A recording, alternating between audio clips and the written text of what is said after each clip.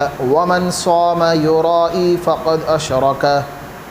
وقال رسول الله صلى الله عليه وسلم أنا أغنى عن الشركاء عن الشرك من عمل عملا ليشرك به معي غيري أشركه وتركته أو كما قال عليه الصلاة والسلام. صدق اللہ العظیم وصدق رسولہ النبی الکریم ونحن علی ذلک من الشاہدین. میرے محترم بزرگوں، بھائیوں، عزیزوں، دوستوں، اللہ عز و جل کا بڑا ہی کرم و احسان و فضل ہوا کہ اس نے ہمیں دین اسلام جیسی نعمت عظمیٰ سے سرفراز فرمایا اور اپنے پیارے حبیب محمد مصطفیٰ مجتبیٰ صلی اللہ علیہ وسلم کی امت کے اندر مبعوث فرمایا. یہ ساری نعمتیں اللہ تعالیٰ کی طرف سے عطا کرنے میں ہمارا کوئی دخل نہیں. یہ سب اللہ تعالیٰ کی ہی نوازشیں ہیں، اس کی برکتیں اور اس کی رحمتیں ہیں. باقی ہم سب تو پورے کے پورے بنی آدم خطا کار ہیں، سہوکار ہیں، سیاہ کار ہیں، گنہگار ہیں، بدکار ہیں، ہر اعتبار سے مجرم ہیں اور ہر اعتبار سے خطا کار ہیں. یہ صرف اللہ کا ہم پر ہی کرم ہے کہ اس نے ہمیں ایمان والا، اسلام والا، قرآن والا، نبی صلی اللہ علیہ وسلم سے محبت کرنے والا ایک بندہ بنایا ہے. ورنہ انسان کی حقیقت تو خود اللہ تعالیٰ نے روز اول سے بیان فرما دی ہے کتاب فرقان قرآن مجید کے اندر. هل اتى على الانسان حين من الدهر لم يكن شيئا مذكورا. کہیں اللہ عز و جل نے ارشاد فرمایا من نطفة خلق، کہ ہم نے انسان کو تو کیا ایک کیسا پیدا کیا تھا، بالکل ایک گندے پانی کے ذریعے سے، اور ایک لوتھڑا کیا ہوتا ہے گوشت کا، اور ایک نطفہ جو ہوتا ہے کہ جب انسان کے کپڑے پہ لگ جاتا ہے تو انسان اس کو صاف کرنے کی کوشش کرتا ہے، انسان اس سے دور بھاگتا ہے. یہ انسان کی حقیقت تھی. لیکن پھر اللہ تعالیٰ نے انسان کو ارشاد فرمایا لقد خلقنا الانسان فی احسن تقویم. کہ سارے مراحل سے گزارنے کے بعد اللہ تعالیٰ نے انسان کو کیا ہے، بہترین سانچے میں ڈھالا اور اس کو اشرف المخلوقات بنایا. اشرف المخلوقات کے اندر ایمان والے نہیں بلکہ ایمان والے کے علاوہ جتنے بھی انسان ہیں، چاہے وہ کسی مذہب، سب داخل ہیں، وہ بھی سب اشرف ہیں مخلوقات کے اعتبار سے. کہ اللہ نے ہر انسان کو کیسا بنایا ہے کہ اگر وہ زیادہ دور نہ جائے، خود اپنی ذات کے اندر یہ غور و فکر کرے تو اس کے خود سر بسجود ہو جائے گا اللہ تعالیٰ کے سامنے، اپنی جبین کو، اپنی پیشانی کو خود بخود ڈال دے گا کہ اللہ تعالیٰ نے اس کو کیسا مجلہ، مصفہ اور اعلیٰ، افضل اور اکرم پیدا کیا ہے. یہ اللہ تعالیٰ کی ہم پر بہت بڑی نعمت ہے. تو اصل بات آپ حضرات سے یہی عرض کرنا تھا کہ اللہ تعالیٰ کی جب اتنی نعمتیں ہیں تو ہم کیوں نہ ان نعمتوں کے اندر غور و فکر کریں، ان نعمتوں کو خود بخود، بغیر کسی کے بولے، بغیر کسی کے سنے، ہم خود بخود اللہ تعالیٰ کے سامنے سر بسجود ہوں. اللہ تعالیٰ نے قرآن مجید میں ارشاد فرمایا یا ایھا الذین آمنوا لا تبطلوا صدقاتکم بالمن والأذی. اے ایمان والو، تم اپنے صدقات کو ضائع مت کرو احسان جتلا کر اور کسی کو تکلیف دے کر. اپنے صدقات، اس کی تفسیر کی اعمال کہ جس طرح سے صدقات ہے، اسی اپنے اعمالوں کو ضائع مت کرو کسی کے اوپر احسان جتلا کر اور کسی کو دکھ پہنچا کر، کسی کو مصیبت میں ڈال کر. کہ اللہ تعالیٰ نے ہمارے کو جب اتنی بڑی نعمتیں دی ہیں تو ان نعمتوں کا تقاضا یہ ہے کہ ہم اس کو اللہ تعالیٰ کے حکم عدولی نہ کریں بلکہ ان نعمتوں کی شکر گزاری کر کے اللہ تعالیٰ کے احکاموں کو پورا کریں. لیکن جب ساری نعمتیں مل گئیں تو ساتھ ہی ساتھ میں شیطان کا بھی وعدہ ہمیں سامنے رکھنا چاہیے کہ انسان کو تو دنیا میں بھیج دیا، لیکن انسان کو راہ راست سے بھٹکانے والا کون ہے؟ شیطان ہے. اس نے روز اول سے ہی اللہ تعالیٰ سے اس بات کا کہہ دیا تھا کہ لأغوینہم ولأضلنہم، کہ میں ضرور ان کو بھڑکاؤں گا، ان کو بہکاؤں گا اور راستے سے بھٹکاؤں گا. اللہ تعالیٰ نے کہہ دیا تھا کہ جو رحمان کے بندے ہوں گے وہ تیری باتوں میں نہیں آئیں گے، اور جو شیطان کے خالق ہوں گے، شیطان کو پوجنے والے ہوں گے، وہ تیرے راستے پہ چلیں گے اور وہ جہنم کے راستے پہ چلیں گے. تو انسان کے ساتھ کیا شیطان لگا ہوا ہے، وہ کوشش کرتا ہے کہ اس کے اعمالوں کو، اس کے کاموں کو، اس کے صدقات کو باطل کرے. تو اللہ تعالیٰ نے ارشاد فرمایا اے ایمان والو، تم اپنے اعمالوں کو باطل نہ ہونے دو.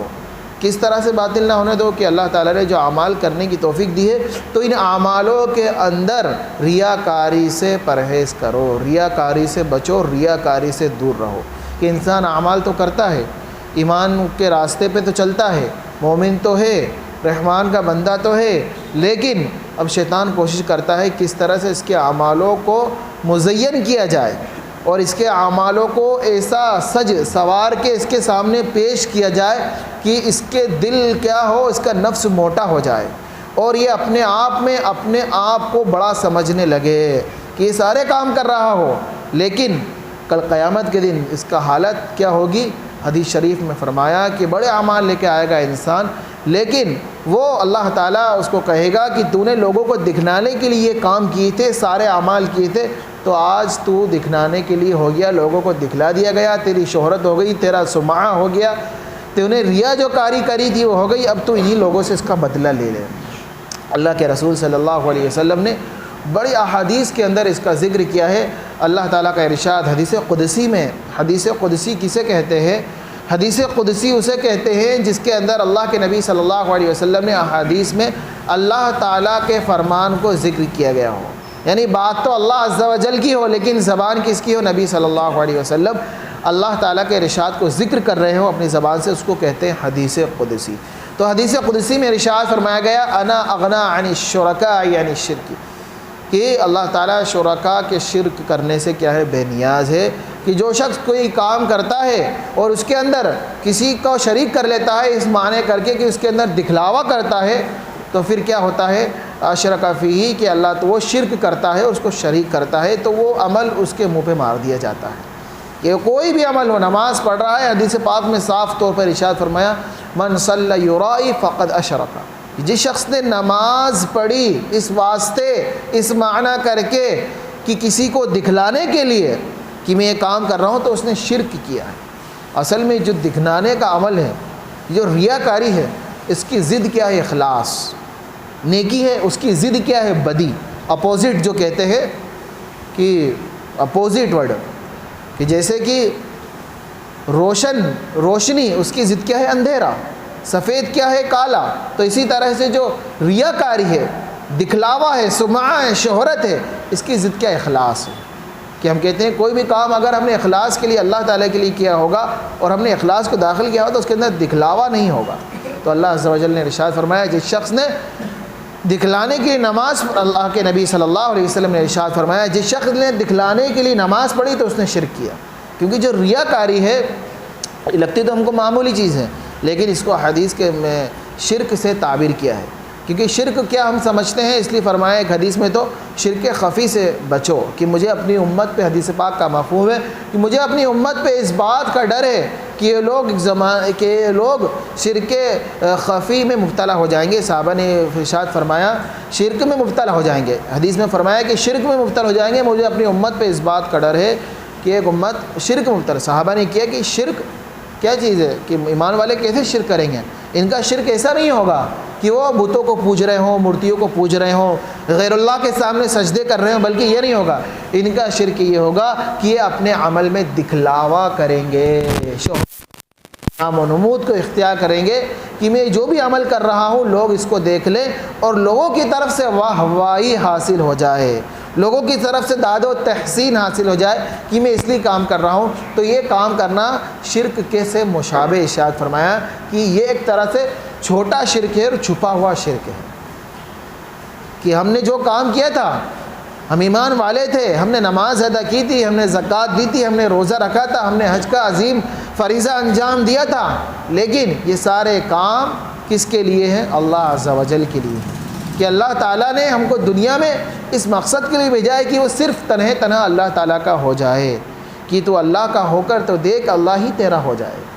کہ جب ہم اللہ تعالیٰ کے لیے کام کو کریں گے، اپنے عمل کے اندر اخلاص کو پیدا کریں گے، تو اللہ تعالیٰ اس کے اندر کیا کرے گا؟ جان پیدا کر دے گا۔ کہ حدیث پاک میں آتا ہے کل قیامت کے دن 3 شخصوں کو بلایا جائے گا،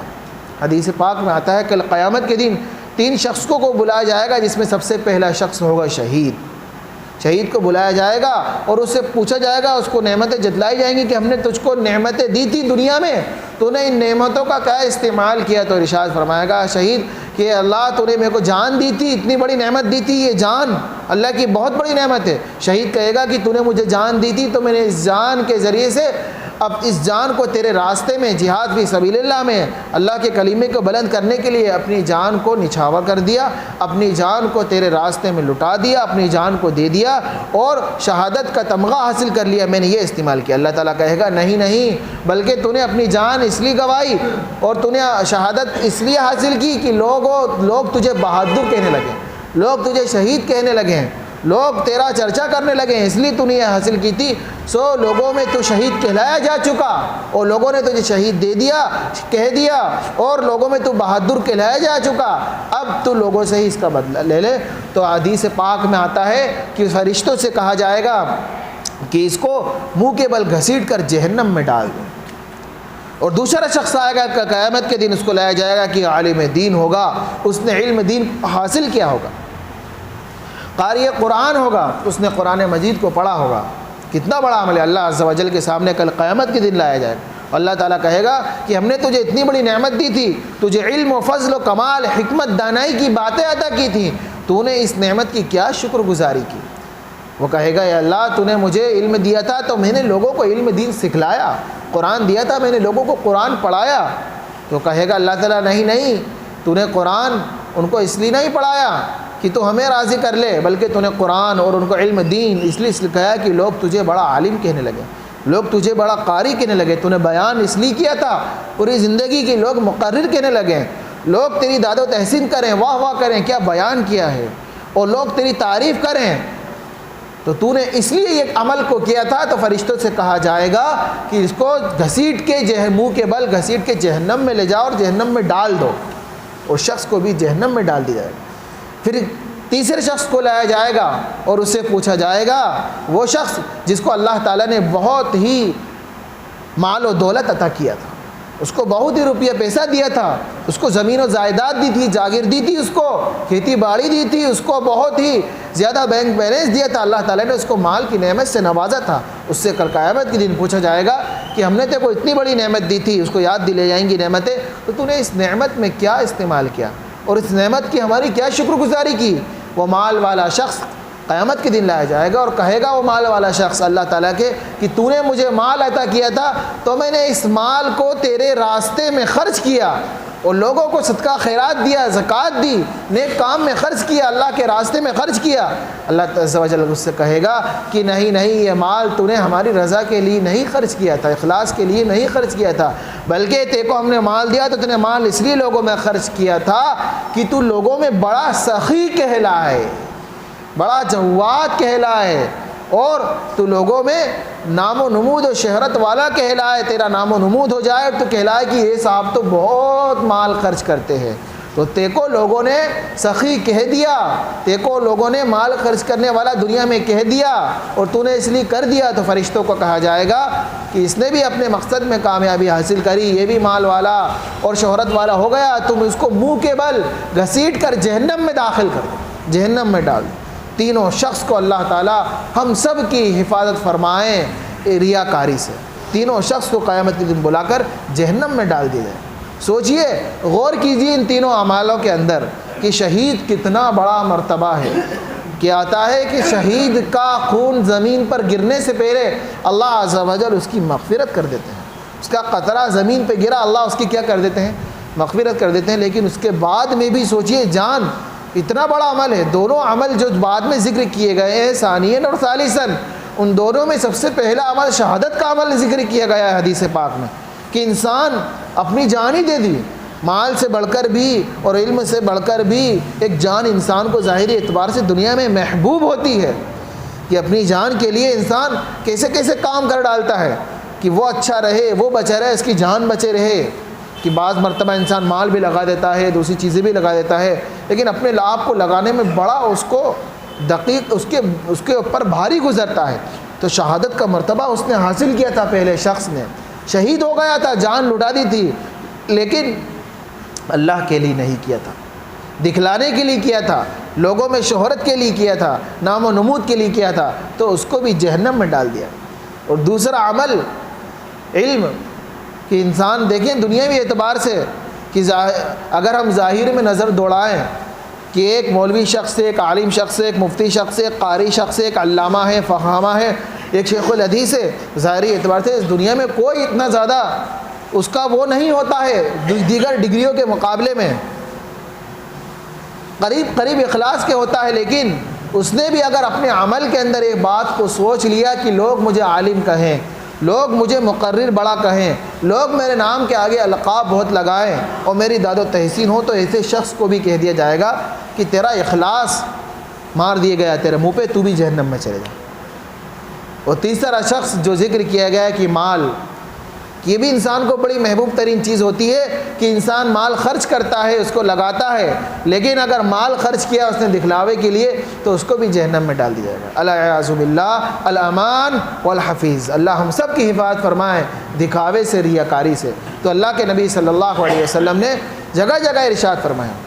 کہ ہم اب اگر ماضی میں نظر کو دوڑائیں اور زیادہ دور نہ جائیں، بلکہ جو مغل سلطنت اور جو بادشاہ دور کے گزرے ہیں کہ ظاہر میں تو بسا اوقات کیا ہوتا ہے کہ انسان کے پاس جاہ و جلال، مرتبہ، پیسہ اور ڈگری اور عہدہ اور گدی آ جاتی ہے تو اس کے لیے بہت مشکل ہو جاتا ہے فی الحال دور حاضر میں دیکھیں، لیکن ایک زمانہ ایسا بھی گزرا ہے کہ اگر ہم انبیاء اور صالحین کی زندگی کو اٹھائیں، بزرگان دین کی زندگی کو اٹھائیں کہ اللہ تعالیٰ نے ان کو سب کچھ عطا کیا تھا، لیکن وہ اخلاص کے پیکر تھے۔